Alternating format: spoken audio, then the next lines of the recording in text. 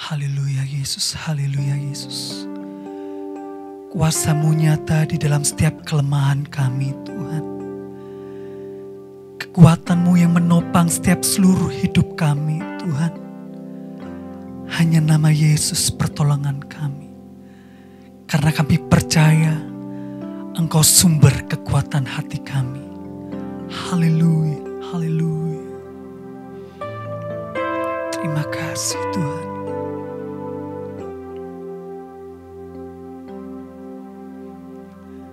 Semu nyata di dalam kelemahanku, kekuatan-Mu menopang seluruh hidupku. Dari mana datang pertolonganku? Hanya Yesus pertolonganku. Engkaulah sumber kekuatan hatiku, tempat persembunyianku. Engkau penolong di saat susahku, tempat perlindunganku. Kau menara dan perisai di hidupku.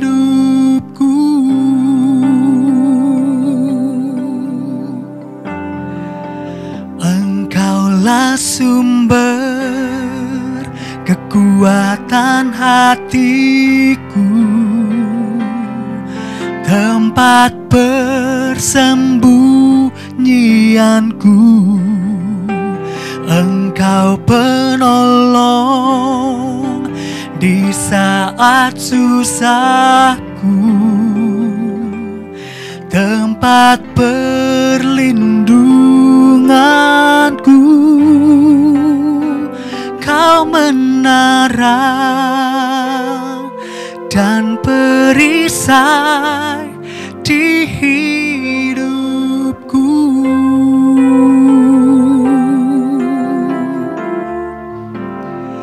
Kau menara dan perisai di hidupku.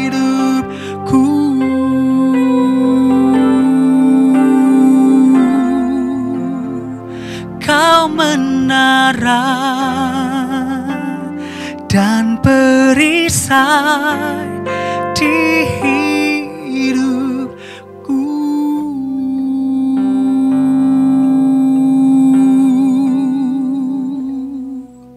Haleluya. Puji nama Tuhan. Saatnya kita akan mendengarkan kebenaran firman Tuhan yang akan disampaikan oleh hambanya, Ibu Pendeta Esther Sulaiman. Saya persilahkan. Mari kita berdoa untuk mendengar firman Tuhan.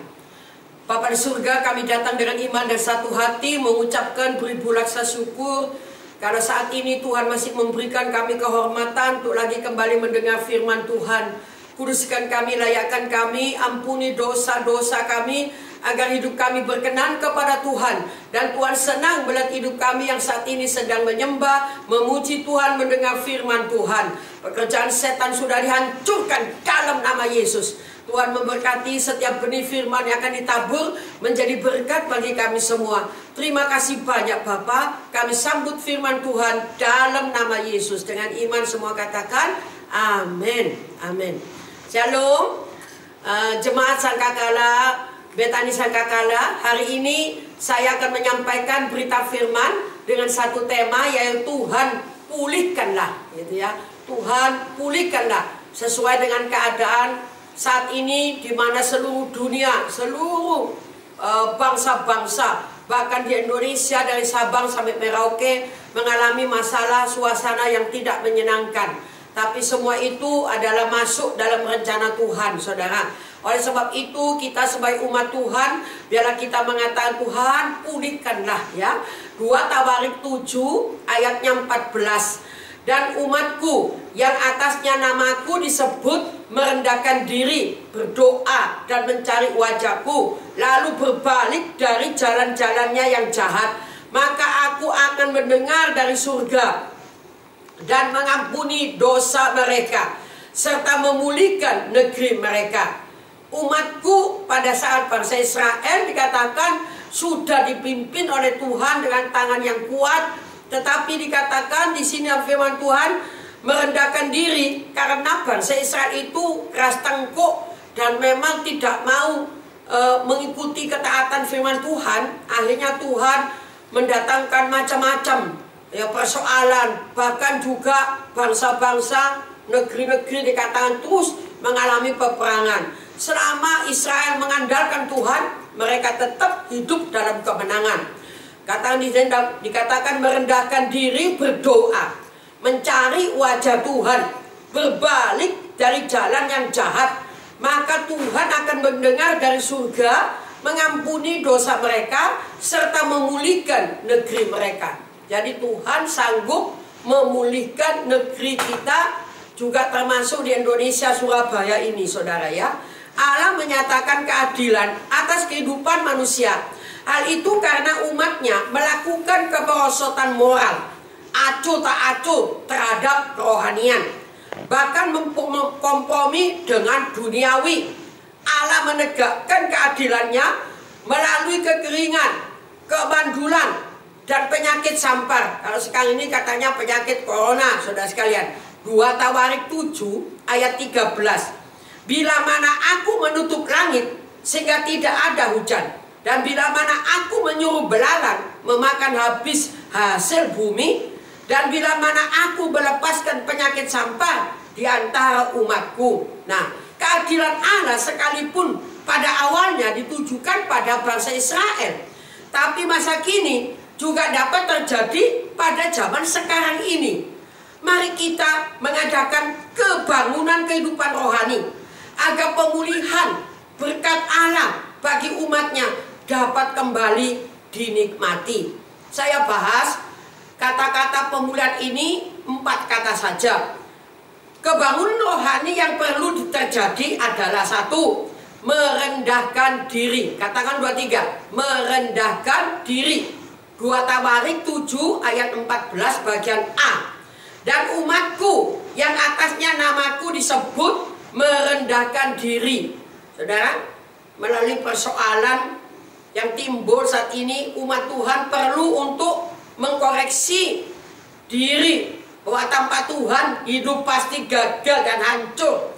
Sikap merendahkan diri di hadapan Allah dan firman-Nya itu berarti 1, menyadari ketidakberdayaan. Manusia ini sangat tidak berdaya. Kalau kita memikirkan saat ini, bukan cuma menimpa di Indonesia, tapi ke seluruh dunia. Tapi umatku yang dikatakan merendahkan diri, contohnya misalnya di Italia, semua orang di jalan menyembah, memuji Tuhan, minta ampun sama Tuhan. Itu menyadari keadaannya yang tak berdaya. 2 Tawarik 30 ayat 8. Sekarang janganlah tegar tengkuk seperti nenek moyangmu. Serahkanlah dirimu kepada Tuhan. Datanglah ke tempat kudus yang telah dikuduskannya untuk selama-lamanya. Serta beribadah kepada Tuhan Allahmu, supaya murkanya yang menyala-nyala undur daripadamu.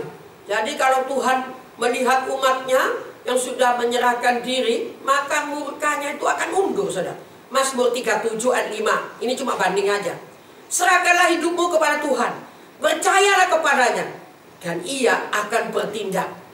Kita tidak bisa bertindak secara medis. Memang sudah dilakukan begitu upaya supaya virus ini segera berlalu, tapi ternyata para petugasnya pun kena dan juga akhirnya mati.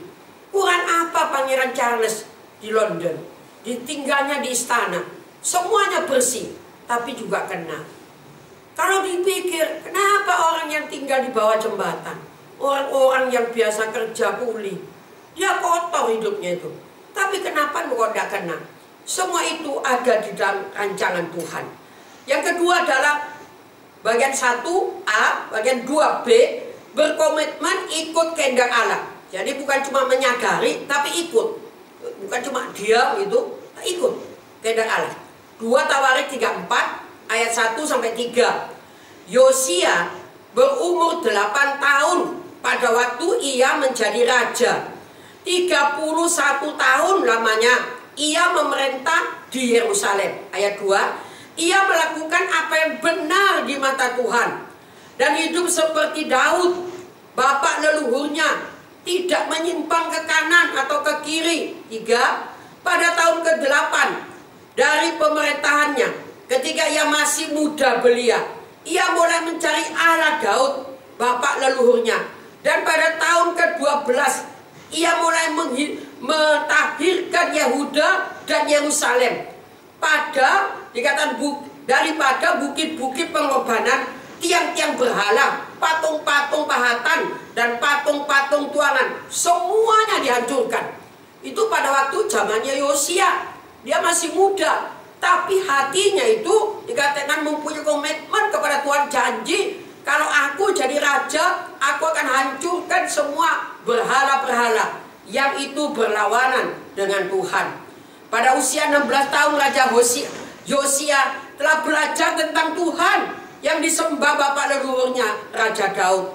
Dan di usia 20 tahun Yosia mentahirkan Yehuda dan Yerusalem dari bukit pengorbanan, tiang berhala, patung-patung, semuanya dirobohkan, dibakar. Suatu komitmen dari Raja Yosia di masa pemerintahan untuk mengajak seluruh rakyat beribadah kepada Tuhan. Bagaimana Yosia merendahkan diri di hadapan Tuhan, berhubung dengan malapetaka yang akan menimpa umat Israel karena tidak setia melakukan hukum Tuhan dengan cara menyembah berhala. Tuhan tidak senang umatnya menyembah berhala. Tuhan senang ada penyembahan di dalam Tuhan. Kalau sekarang ini zaman gereja Tuhan, penyembahan di dalam Tuhan Yesus Kristus. Nah, yang kedua saudara, bagaimana dikatakan kebangunan rohani yang perlu terjadi? 2, berdoa. 2 Tawarik 7, 14b. Berdoa dan mencari wajahku. Umat Tuhan perlu untuk ambil waktu berdoa, berseru dengan sungguh-sungguh kepadanya, memohon kemurahannya, dan menaruh percaya kepada Allah yang penuh kemurahan untuk terus dikatakan turun tangan. Berdoa itu berarti kesungguhan hati. Yeremia 33 ayat 3 saudara. Berserulah kepadaku, maka aku akan menjawab engkau, dan akan kuberitahukan kepadamu hal-hal yang besar yang tidak terpahami, yakni hal-hal yang tidak kau ketahui. Berserulah kepadaku. Kalau orang Kristen, umat Tuhan, seluruh dunia, seluruh Indonesia berseru kepada Tuhan, maka dikatakan dengan kesungguhan hati, maka aku akan dikatakan di sini hal-hal yang tidak ku ketahui itu akan terjadi. Apa yang tidak kita pahami itu bisa terlewatkan saudara. Tak berkeputusan. Jadi kalau berdoa itu bukan hanya kesungguhan hati, tapi tak berkeputusan. Artinya itu selalu, itu sudah kita hafal ya, 2 Tesalonika 5:17, tetaplah berdoa. Tetaplah berdoa. Kata 23, tetaplah berdoa. Jadi doa orang benar katanya, Yakobus mengatakan, dilayakin didoakan, besar apanya? Puasanya. Jadi saya yakin kalau kita Petani Sangkakala ini banyak berdoa, biar orang dunia susah, semua perdagangan ekonomi lesu, tapi orang yang suka berdoa, apalagi ibu gembala kita selalu mempunyai karunia nubuat, Tuhan tidak akan tinggalkan. Moga Jaya akan tetap jaya, terus diberkati oleh Tuhan, baik berkat jasmani terutama berkat rohani saudara. Bagian yang ketiga, kebangunan rohani yang perlu terjadi adalah 3, mencari wajahku atau mencari wajah Tuhan. Tidak hanya merendahkan diri berdoa, tetapi mencari wajah Tuhan ya. 2 Tawarik 7:14 bagian C. Mencari wajahku Kerinduan dalam mencari wajah Tuhan bukan ditujukan agar terhindar dari kemalangan atau hukuman Tuhan, tetapi rindu dapat kembali bersekutu dengan Tuhan. Demikianlah kita mengalami satu kehidupan. Kehidupan apa? Amos 5 ayat 4 mengatakan, sebab beginilah firman Tuhan kepada kaum Israel, carilah aku, maka kamu akan hidup. Kalau kita mencari Tuhan terus, tubuh itu orang Kristen juga bisa mati kena corona. Jangan saudara menghakimi, kok bisa begitu? Itu rencana Tuhan itu kita tak tahu. Pada waktu Ayub, saya tiap hari baca firman. Ya memang ibu kan pendeta baca firman, bukan itu. Karena itu memang makanan kita sehari-hari. Ayub itu mengatakan, Tuhan, saya ini salah apa? Kok saya mengalami begini? Anakku mati semua, hartaku habis semua, aku juga badannya buruk semua. Sahabatku juga tidak menolong, malah menghina. Tapi Tuhan mengatakan apa? Dalam proses ujian. Kalau kita sedang diuji sama Tuhan, itu setan itu datang sama Tuhan. Iya, Ayub itu dilindungi, makanya terus setia cinta Tuhan. Coba tak cobain, katanya. Boleh, coba saja. Tapi bukan nyawanya loh, nyawanya ada di tangan Tuhan. Waduh, tapi Ayub katanya tidak pernah dari mulutnya keluar kata-kata dosa. Sehingga Ayub akhir cerita itu dikatakan dipulihkan dan hartanya dikembalikan 2 kali lipat. Dia kawin lagi, punya anak juga 10, dan anaknya lebih cantik dan lebih bagus daripada anak yang awal. Nah saudara, yang ketiga tuh mencari wajahku karena kehidupan itu katanya. Rohani yang disegarkan. Kalau terus kita mencari Tuhan itu, rohani kita tuh rasanya seger, saudara. Tidak rasanya males gitu ya. Ini kalau orang Kristen zaman sekarang, ibadahnya di rumah. Wah, yang males tepat ini. Karena apa? Pikir ya enak kalau di rumah gitu ya. Saya enak karena denger link melalui online. Wah, jam berapa juga bisa dibuka, bisa denger gitu ya. Jadi males saudara. Tapi kalau kita sebagai anak Tuhan, kita tambah asalnya ya apa gitu, rohani kita tuh disegarkan. Saya juga tambah semangat biarpun di rumah. Ada satu ucapan begini, aduh di rumah bosan katanya. Tapi saya katakan lebih baik di rumah daripada di rumah sakit. Pilih mana? Di rumah apa di rumah sakit? Di rumah sakit lebih bosan. Kenapa? Tiap hari disuntik, tiap hari mengalami macam-macam lah. Saya harap kita enak di rumah, tapi bukan berarti dikatakan rohani kita kering, tapi rohani kita harus segar. Matius 5 itu ayat yang ke-6 mengatakan apa? Berbahagialah orang yang lapar dan haus akan kebenaran, karena mereka akan dipuaskan. Jadi kalau kita lapar, haus akan kebenaran, mereka itu akan dipuaskan. Saya walaupun di rumah itu selalu ada kesibukan pelayanan doa ya, walaupun melalui online, tapi terus bisa khotbah saudara. Sehingga dikatakan jiwa ini jadi segar saudara. Rasanya senang gitu, dipuaskan gitu ya. Bagian yang keempat, kebangun rohani yang perlu terjadi ada apa? Yang keempat apa? Bukan cuma pertama tadi mencari apa yang pertama tadi merendahkan diri. Yang kedua apa lagi? Berdoa. Yang ketiga apa lagi? Yang ketiga apa? Mencari wajah Tuhan. Tapi yang keempat, berbalik dari jalan-jalannya yang jahat.